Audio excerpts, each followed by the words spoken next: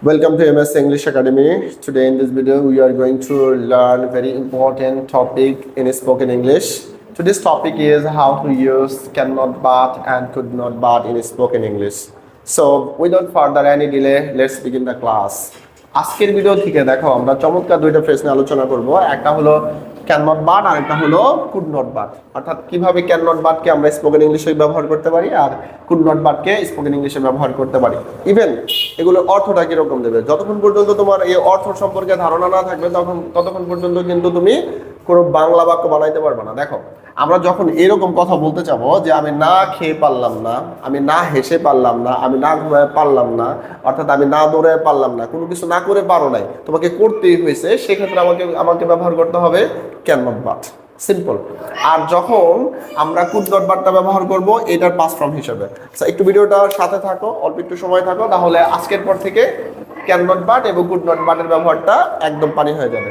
এখন খেয়াল করো, এখন গো শব্দের অর্থ যাওয়া, তাহলে যদি বলি আই ক্যান নট বাট গো, তার মানে হলো কি আমি না যেয়ে পারলাম না, মানে আমাকে এখানে যেতেই হলো। আই ক্যান নট বাট গো, আমি না যেয়ে পারলাম না। এখন যদি বলি আমি না খেয়ে পারলাম না, খাওয়া ইংলিশ হলো ইট, কি হবে? I can not but it, I can not but ইট, আমি না খেয়ে পারলাম না, আমি না সাঁতার কেটে পারলাম না, মানে এক জায়গায় গেছে সবার সাথে, সবাই সাঁতার কাটতেছে, ইচ্ছা ছিল না, এরপরে তুমি করছো, মানে যখন এটা কোন সেন্সে ব্যবহার করবা, মানে তোমার একটু জোর করে করানো হয়েছে, একদম জোর করে করানো হয়েছে, অথবা তুমি ওটা না করে পারোই না, যেভাবে তোমাকে করতে হয়েছে, সেক্ষেত্রে তোমরা ব্যবহার করবা ক্যান নট বাট। প্রেজেন্টের জন্য, পাস্টের জন্য ব্যবহার করবা কুড নট বাট। এখন দেখো আমি যদি বলি হলো আমি না লিখে পারলাম না, তাহলে কি হবে? I can not but right, আমি না লিখে পারলাম না, আমি না কথা বলে পারলাম না, মানে চাইছিলে না কথা বলবা, এরপরে কথা বলতে হয়েছে, তাহলে কিভাবে বলবো ইংলিশে?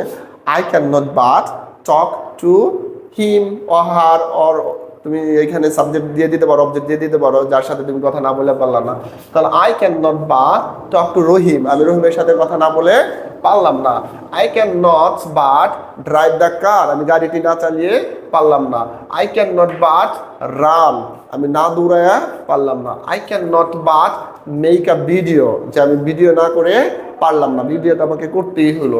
I can not but cook, আমি না রান্না করে পারলাম না, রান্না আমাকে করতেই হলো। I can not but play, আমি না খেলে পারলাম না। I can not but love, আমি না হাসে পারলাম না। এটা খুব বেশি কিন্তু ব্যবহার হয়, কেন? অনেক সময় দেখা গেল এমন সিচুয়েশন, মানে হাসা নিষেধ, কিন্তু তোমাকে এমন একটা কথা বলছে, হাসতেই হয়েছে, তখন তুমি কি বলতে পারো? I can not but love, আমি না হাসে পারলাম না। এখন যদি বলো আমি না ঘুমিয়ে পারলাম না, I can not but slip, আমি না ঘুমিয়ে পারলাম না। আমি না এসে পারলাম না, I can not but come here, আমি এখানে না এসে পারলাম না। তাহলে সিম্পল জাস্ট ক্যান নট বাটটা ব্যবহার করে কিন্তু তোমরা শত শত বাক্য গঠন করতে পারতেছো। আচ্ছা, এখন মনে রাখো এই ক্যান নট বাটের পরে কিন্তু সবসময় ভার্বের কয় নম্বর ফর্ম ব্যবহার হবে? এই ভার্ব ওয়ান ব্যবহার করতে হবে তোমাকে, প্লাস ভার্ব ওয়ান। আচ্ছা, এই দুটোটার পরে ভার্ব ওয়ান ব্যবহার করতে হবে, এটা মনে রাখবা। এখন সিম্পল যদি তোমরা সাবজেক্ট চেঞ্জ করো, এখানে কিছু পরিবর্তন হবে না। He can not but go, সে না যেয়ে পারলো না। He can not but laugh, সে না হেসে পারলো না। আবার দেখো we can not but eat, আমরা না খেয়ে পারলাম না। We can not but write, আমরা না লিখে পারলাম না। We can not but play, আমরা না খেলে পারলাম না।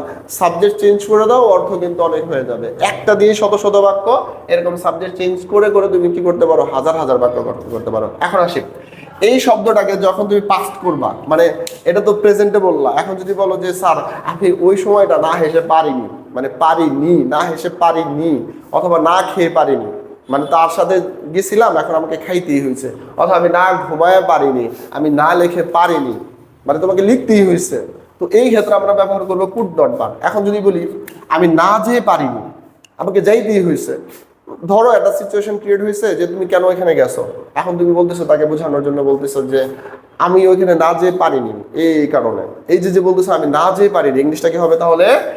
I could not but go, same verb one, I could not but গো, আমি না যেয়ে পারিনি। তাহলে বলো তো দেখি, আমি না খেয়ে পারিনি, কি হবে? আই কুড নট বাট ইট, আমি না খেয়ে পারিনি। আমি না সাঁতার কেটে পারিনি, I could not but swim, আমি না লিখে পারিনি। I could not but right, আমি না কথা বলে পারিনি, মানে আমাকে কথা বলতেই হয়েছে ওই সময়। তাহলে I could not but talk to Rahim, রহিমের সাথে কথা না বলে আমি পারিনি। I could not but play, আমি না খেলে পারিনি। I could not but love, আমি না হেসে পারিনি। এগুলো সবগুলো কিন্তু আমি কি বললাম, পাস্ট বললাম। এখন তোমাদের কাছে শত শত ভাগ তোমরা এখানে যোগ করে দেবা, এরপর তোমরা প্রতিদিন এগুলো ডে টু ডে লাইফে একটু প্র্যাকটিসে নিবা, তাহলে দেখবা ধীরে ধীরে you will improve your spoken journey. ধীরে ধীরে তুমি তোমার স্পোকেন জার্নিটা কি করতে পারবা, উন্নতি করতে পারবা। তো আশা করি ভিডিওটা তোমাদের ভালো লেগেছে। অবশ্যই ভালো লাগলে আমাদের ভিডিওগুলো একটা লাইক কমেন্ট অবশ্যই শেয়ার দিয়ে রাখবা, যাতে করে পরবর্তী ভিডিওগুলো তোমরা খুব ইজিলি পেয়ে যাও। আর যারা আমাদের ভিডিওগুলো নতুন দেখতেছো অবশ্যই আমাদের চ্যানেলটাকে সাবস্ক্রাইব করে রাখো, যদি তোমাদের এই স্পোকেন ভিডিওগুলো পছন্দ হয়ে থাকে, যেটা খুব ইজিলি তোমরা পরবর্তীতে পেয়ে যাবে। আমাদের আরেকটি ইউটিউব চ্যানেল আছে সেম নামে, আমাদের MS ইংলিশ একাডেমি, ওই চ্যানেলটাকে তোমরা সাবস্ক্রাইব করে দেবা। ধন্যবাদ সবাইকে, আসসালামু আলাইকুম।